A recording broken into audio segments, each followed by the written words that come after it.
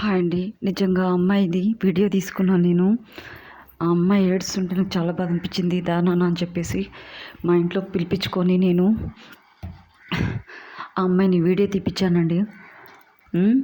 ఇది మన డిపార్ట్మెంట్, మన పోలీస్ డిపార్ట్మెంట్ చేసే అమ్మాయిలను కాపాడే police department. Salute to them. Army వాళ్ళని చూసారు, ప్రాణాలకు తెగించి ముస్లిమ్స్ని అక్కడ బోర్డర్లో కాపాడతారు.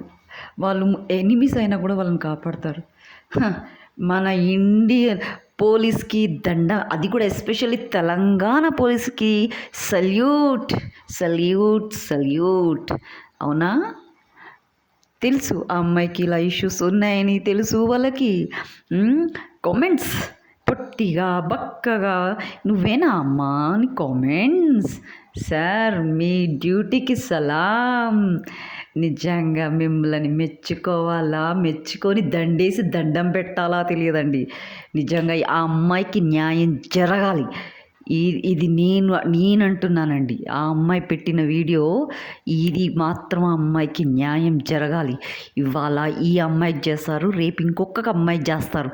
అలా చేసే వాళ్ళ తాట తీయాలి. తీయకపోతే మంచి అనే అమ్మాయిలు సొసైటీలో ఉండరండి. It must be done. You have to take the action on the stupids. Damn sure. లేకపోతే ముందుకు తెగిడ్చినానంటే నేను దిగుతాయిగా. నేను ఎలా పోవాలో అలా పోతాను, ఎక్కడ పోవాలో అక్కడికి పోతానండి నేను. అది మాత్రం చేస్తాను నేను. ఇది ఏందనుకుంటున్నారు? ఇది పిచ్చిది అమ్మాయికురాలు అనుకుంటున్నారు కదా.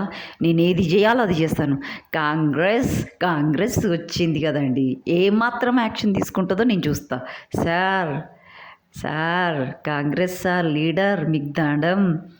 ఆడపిల్లలు అవస్థ పడుతున్నారు. వీడియో కాల్ పెట్టి చూసుకోండి ఒకసారి. మీరు మంచిగా చేస్తారు రాజ్యాంగం. ఏదో ఒక ఇష్యూ చేసి మీరు చేసే పనులు తప్పించుకోకండి.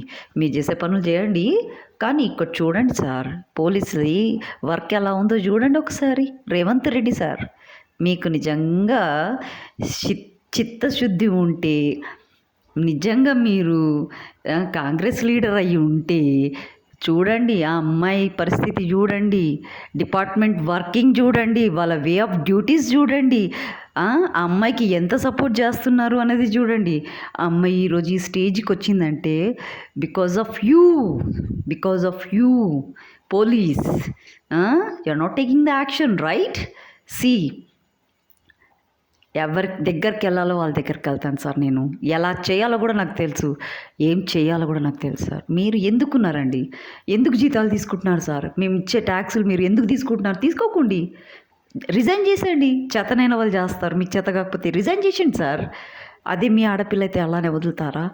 మీ కూతుర్లు అయితే మీరు వదులుతారా? మీ భార్యలకైతే అట్లనే వదులుతారా సార్? మానవత్వంతో మనిషిలా నడవండి సార్.